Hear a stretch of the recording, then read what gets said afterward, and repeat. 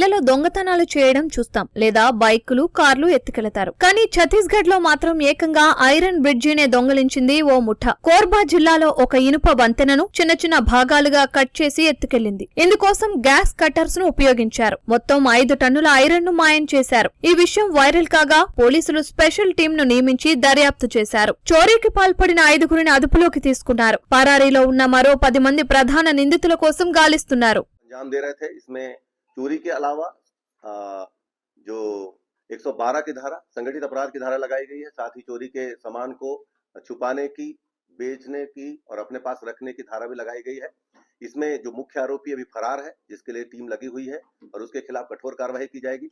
सामान को कहां बेचा गया है इस संबंध में भी, जो शेष सामान को कहां बेचा गया है इस संबंध में भी पता तलाश पुलिस कर रही है।